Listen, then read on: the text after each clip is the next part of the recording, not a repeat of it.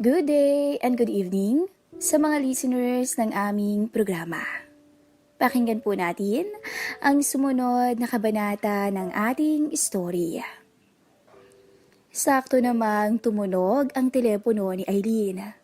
Kaya kumalas siya agad mula sa pagkakayapos ng driver niya para sagutin ang tawag. Oh Han, medyo humina na yung ulan at parang nabawasan na yung traffic dito sa Alabang. Baka pwede na kayong umuwi. Mag-alas 11 na rin ang gabi Ang wika ng mister niyang si June. May ulan pa dito, honey. Pero pwede na siguro kung wala ng traffic. Try namin, okay? Huwag mo na akong hintayin. Okay lang ako. Kasama ko naman si Kuya Waldo Matulog ka na at hindi ko alam kung anong oras kami makakarating. Don't worry, Han. I'm safe. Sagot nito. Okay, take care, okay? Bye. Sagot naman ni June. Hinahanap na ako. Halika na ihatid mo na ako sa bahay, Waldo. Ang sabi ni Eileen. O sige, mag-CR lang ako at magpapaalam ako sa kapatid ko. Sagot naman ni Waldo. Napansin ni Eileen na nag-aakyatan na ang ibang kabataan sa second floor. Kaya nagpasalamat na rin siya at hindi siya dinala sa taas ni Waldo. Kung hindi, ay malamang nakita siya doon na pumatol sa kanyang driver. Pagdating nila sa SUV, ay binuksan ni Waldo ang pinto ng passenger side sa harap ng sasakyan at hindi sa likuran. Nagulat si Eileen sa inasal ni Waldo pero sumakay na lang siya. Lalo pa siyang nagulat. Nang pagpasok ni Waldo sa driver's side, ay bigla siyang hinila at sinunggaban ulit sa labi.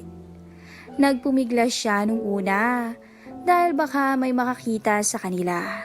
Pero sinabi naman ni Waldo na tulog na ang mga kapitbahay at busy ang mga kabataan sa loob, kaya safe sila. Pinagbigyan na lang siya ni Eileen. At nang makatsyempo ay nagsabi ito ng, iuwi mo na ako sa amin please, Waldo. Tama na, sobra ka na Natigil si Waldo sa kakulitan at nagsabi ng, ang hot mo kasi, Eileen. Kahit araw-araw tayo, okay sa akin. Okay din ba sa'yo? Tanong ni Waldo. Ihatid mo na ako please, Waldo. Sobra na yung nagawa mo sa akin sa gabing to. Makontento ka na dun. At please, sa atin lang yun Huwag na huwag mong ipapaalam sa iba. Sagot ni Eileen. Ngumiti lang si Waldo at pinaandar na ang sasakyan. Nang palabas na sila ng Pembo, ay nakita ni Waldo na heavy traffic pa rin. Naku, ma-traffic pa talaga. Siguradong may ipit lang tayo dyan. Subukan ko na lang magdaan sa side street na alam ko para makaiwas tayo. Ang wika ni Waldo. Wow, grabe nga talaga yung traffic. At parang lumalakas na naman yung ulan. Baka may stranded tayo sa baha Sagot naman ni Eileen. Huwag kang mag-alala, akong bahala. Sagot ni Waldo. Makalipas ang ilang minuto na nagpaikot-ikot sila sa mga side street, ay biglang iniliko ni Waldo ang sasakyan at pumasok sa isang garahe. May binatilyo na agad nagsara ng garage door nito. Nagulat si Eileen at hindi niya alam kung ano ito at nasaan sila. Nakita niya na bumaba si Waldo at kinausap ang binatilyo. Napansin din niya, napangit pala tong si Waldo. Maganda lang ang tindig ng katawan dahil bodyguard at driver nga siya ng asawa niya. Kaya't kailangan niyang i-maintain ang pagiging macho niya para sa trabaho niya. Nang makita niyang inabutan na ng pera ni Waldo ang binatilyo, ay umalis na ito. At biglang lumakas ang tibok ng puso ni Eileen. Bumalik si Waldo sa SUV at sinabihan si Eileen. Dito muna tayo magpalipas ng oras. Wala talaga tayong lusot sa traffic. Baba ka na, Eileen, para makapagpahinga ka sa taas. Hindi kumilos si Eileen. Ramdam niya na may ibang gustong mangyari si Waldo na ayaw niyang mangyari. Lumipat si Waldo sa side niya at binuksan ang pinto para bumaba na siya. Ayoko, Waldo. Dito na lang ako sa SUV. Ikaw na lang yung umakyat. Dito na lang ako magpapahinga. Ang sabi ni Eileen. Nilapit ni Waldo ang bibig niya sa tenga ng amo at binulungan ito. Wala naman akong gagawin sa'yo na hindi mo gusto. Halika na sa taas. Ayokong magtaksil sa asawa kong Waldo. Tama na yung nagawa ko kanina, please. Dedicated, loyal, mabait at mapagkakatiwalaan ko ang asawa ko. Ako lang yung babae sa buhay niya at siya lang din yung lalaki sa buhay ko. Kaya tama na yung nangyari kanina, please. Itigil na natin to, Waldo. Napaisip sandali si Waldo bago nagsalita ulit. Sabay labas ng kanyang cellphone. Ayoko sanang ipakita sa'yo to pero mukhang kailangan sa sitwasyon natin ngayon. Tingnan mo tong video na to para maliwanagan yung isip mo. Sabay abot ng cellphone niya kay Eileen. Nakita ni Eileen ang bigay na mister na humalik sa isang babae na hindi niya kakilala. Nabigla si Eileen sa nakita at nangilid agad ang luha. Hindi siya makapaniwala na magagawa ni Jun yun sa kanya. Tumingin siya kay Waldo at nagtanong, "Kailan nangyari to?" "Mga 2 months ago. May timestamp dyan sa video kung gusto mong malaman," sagot ni Waldo. Napaisip si Eileen. Mag-iisang taon pa lang silang kasal ni June ay nambababae na to. Hindi na niya napigilan ang pag-iyak at humagulgol na to sa loob ng SUV. Hindi ako makapaniwalang magagawa niya to sa akin. Santo-santo kunyari pero demonyo din pala, ang sabi nito. Hinaplos ni Waldo ang likod niya habang umiiyak siya at binulungan siya nito. Tama na, sayang lang yung luha mo sa kanya Talagang natural ang pagka-salesman ni June sa lahat ng bagay. Malakas mambola, kaya nakukuha ang gusto niya kadalasan. Nang kunin siya ni Waldo sa upuan niya at buhatin paakyat sa kwarto sa munting hotel, ay hindi na pumalagpas si Eileen. Yumakap na lang siya sa leeg ni Waldo habang humihikbi siya. Parang bagong kasal ang dating nila. Habang buhat-buhat ni Waldo ang babae patungo sa kwarto. Pagpasok nila sa kwarto ay tumingin si Eileen kay Waldo na parang nagmamakaawa. Teka Waldo, masama to baka may makaalam. Ngunit imbis na sumagot ay malambing na pagsuyo sa labi ang isinagot ni Waldo sa kanya na tinanggap naman ng babae. Akin ka na ngayon ng buong buo. Hindi ko akalain na mapapakinabangan ko yung video na yun. Pero pag sinuwerte ka nga naman, grasya ang lumapit sa'yo. Lahat ng gusto ko gagawin ko sa'yo ngayong gabi bago kita isauli sa asawa mo. O baka nga, hindi na kita isauli. Sa isip-isip ni Waldo. Ibinaba niya si Eileen at pinindot niya ang stereo remote. Tiyempo naman na sweet music ang kanta. Pwede bang ituloy natin yung sayaw natin kanina? Bulong ng driver. Tumango lamang si Eileen at yumakap ng maigpit kay Waldo. Hindi na siya pumalag nang alisin ni Waldo ang blazer niya. At malugod na tinanggap ang marahas na labi ng pilyong driver. Habang sumasayaw sila, ay napatingin si Eileen sa paligid ng kwarto. At noon lang niya napansin na puro salamin ang paligid nito. Pati sa kisame sa tapat ng kama ay may malaking salamin din. Nakita niya ang sarili sa mga salamin na nakaakap kay Waldo. At mukha silang Beauty and the Beast sa kontrast ng kagandahan niya at kapangitan ng lalaki. Pumikit na lang siya at bumulong kay Waldo ng, "Pwede bang maligo muna ako sandali, Waldo?" "Siyempre naman, kung yun ang gusto mo, babe. Maski ako ay magsha-shower din." Tugon ng driver. "Kunin ko lang yung shoulder bag ko sa SUV ah. Sandali lang," ang sabi ni Eileen. "Ako na ang kukuha," sagot ni Waldo at mabilis siyang lumabas ng silid para kunin ang bag ni Eileen. Pagdating ni Waldo sa SUV ay binuksan niya ang boot at kinuha niya ang clutch bag niya na may secret compartment at maliit na espasyo para sa cellphone camera niya. Kinabit niya ang cellphone niya sa power bank na nasa loob at chinek niya kung gumagana ang lahat bago niya kinuha ang mamahaling bag ni Eileen. Mabilis niyang tinignan ang laman ng bag at nakita niya na may mga toiletries at electric toothbrush at iba pa. Malinis talaga sa sarili si Eileen at napakaganda pa. Iba talaga pag mestiza. Swerte ko, sa isip ni Waldo. Mabilis na siyang umakyat. Kinuha naman ni Eileen ang bag niya at sinabing, "Saglit lang ako, okay?" At nagtungo na siya sa banyo.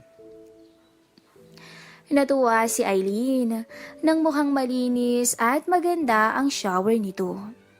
Habang nasa CR siya, ay pinuwesto na ni Waldo ang camera niya at tiniyak niyang naka-wide angle siya para kuha lahat ang mangyayari ngayong gabi. Paglapit niya sa higaan ay napansin niya na may bote ng red wine at may 2 wine glass at may card na nagsasabing free ang mga ito. Okay to ah, sa isip ng lalaki. Binuksan niya ang bote at nilagyan ang 2 wine glass. Uminom siya ng kaunti at nakinig sa music habang naghihintay. Paglabas ni Eileen, ay nangiti si Waldo dahil nakaayos ulit si Eileen na parang papasok sa opisina at sobrang sexy nito. Tumingin ang driver sa oras. 11:30 na. Kaya naisip niya na magmadali sa pagliligo para masulit ang pambihirang oras. 5 minutes lang na nag-shower si Waldo at lumabas na siya at nakabihis na. Parang handa na ulit ipag-drive ang amo niya. Nakita niya si Eileen na nakatayo sa may ulo na ng higaan at umiinom ng red wine habang tinititigan ang sarili sa salamin. Lumapit siya dito. Agad na amoy ni Waldo ang bango ni Eileen. Sino ang mag-aakala na papatol sa kanya ang maladyosang babae na to, na mas maganda pa sa mga kandidato sa Miss Universe pageant. Si Eileen naman ay tila na-excite sa paglapit ni Waldo sa kanya. Lalo siyang nauhaw, pero hindi pa rin siya sigurado kung papayagan ba niya si Waldo na makuha siya ng buo ngayong gabi. Takot siyang madisgrasya ni Waldo at alam niyang wala silang dalang proteksyon. Nang makalapit, ay biglang napalingon si Eileen nang ibaba ni Waldo ang kanyang pantalon sa harapan niya. "Huwag, Waldo. Natatakot ako eh. Baka mabuntis ako. Ayoko pang magkaanak." Agad namang kinuha ni Waldo ang kamay ni Eileen at tinitigan niya ito sa mata at sinabing, "Ikaw ang bahala kung anong gusto mong gawin. Handa akong panagutan kung ano man ang kalalabasan ng ginagawa natin. Alam mo naman siguro na mabaliw-baliw ako sa iyo, di ba?" Malalim ang paghinga ni Eileen habang nagdadalawang isip siya kung papayagan niya ang gustong mangyari ng lalaki. Waldo, kung sakaling papayag ako, ipangako mo sa akin na walang makakaalam nito ah. Oo naman, kung ang gusto mo ay secret lover mo lang ako, kaya kong tanggapin yun. Ayaw ko rin naman masira ka sa ginagalawan mong lipunan. Pangako ko yan sa'yo. Sagot ni Waldo. Pagkarinig ni Eileen sa sagot ng lalaki, ay bigla niyang hinila ang lalaki at napatumba silang dalawa sa kama. Sa puntong yun, tila nawala sa sarili si Eileen at tuluyan ang binigay ang gusto ng driver. Unti-unti nang ang umuga ang higaan dahil sa dalawang taong gutom sa isa't isa. Halos mawala na sa sarili si Eileen sa mga oras na yun dahil sa tindi ng tinatamasa. Gigil na gigil sa kanya ang driver ng kanyang asawa. Napatingin din si Eileen sa mga salamin at nakita niya ang sarili na todo bigay din sa lalaki na mababa ang kinalalagyan sa lipunan na ginagalawan niya. Ang pangit niya, oo, pero may pagmamalaki siya. Sa tingin ko, swerte na rin ako sa gabing to. Sa isip-isip ni Eileen. Sa isip-isip naman ni Waldo, ay daig pa niya ang tumama sa loto sa ganda at promerang babae na kasama niya na handang ibigay ang lahat ngayong gabi para sa kanya. Hinihingal na yumakap si Eileen kay Waldo nang marating nila ang rurok. Nakakabaliw pala, kahit pangit, basta magaling. Kaysa sa gwapo ni wala namang alam at sarili lang ang iniisip. Ang sabi pa ni Eileen sa sarili. Naisip rin ni Eileen na baka nga tuluyan na nga siyang maging secret lover ni Waldo. Maya-maya ay bigla siyang binuhat ni Waldo at idiniin sa padera. Napayakap na lang si Eileen sa leeg ng lalaki at ngumiti. Ano, kaya mo pa ba ng isa? Tanong ni Waldo. Ikaw, kaya mo pa ba? Nakatatlo ka na eh. Baka wala ka nang ibubuga. Malambing na sagot ng babae. Hindi makapaniwala si Waldo sa inaasal ng kanyang Ma'am Eileen na para bang mag-asawa sila. Sa puntong yon ay muli na naman nilang pinagsawaan ang isa't isa hanggang sa tuluyan ng maglaho ang bugso ng kanilang pagkauhaw. Nakakaiya pag may nakaalam nito. Buti na lang walang video. Sa isip-isip pa ni Eileen. Ito na ang pinaka hindi ko malilimutang nangyari sa buhay ko. Buti na lang at na-video ko lahat to. Sa isip naman ni Waldo. Parehong pagod ang dalawa ng kumalas sa isa't isa. Baka tumigil na yung ulan. Anong oras na ba? Pagtingin niya sa wall clock ay 3:50 AM na. Kaya biglang tumayo ang babae at mabilis pumasok sa CR para mag-shower. Mag-alas 4 na pala. Mahigit 4 na oras din pala kami dito. Sa isip naman ni Waldo. Paglabas ni Eileen ay nakabihis na uli ito na parang walang nangyari. Kaya pumasok na rin si Waldo para mag-shower sandali. Paglabas niya ay wala na sa silid si Eileen kaya nag-ayos na rin siya. Kinuha niya ang camera niya at natuwa siya nang makita na mukhang na-record niya ang lahat ng nangyari ngayong gabi. Bumaba na rin siya at nagulat siya nang makitang sa likod ng sasakyan nakaupo ang babae. Sumulyap siya sa labas at nang makitang walang tao at ambon na lang ang ulan ay binuksan na niya ang garage door at sumakay na siya sa driver's side at pinaandar na ang SUV.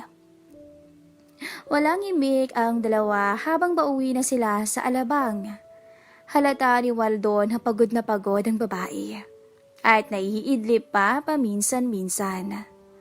Nang malapit na sila sa bahay ay nagsalita si Waldo. Ma'am, malapit na po tayo. Mga 5 minutes na lang.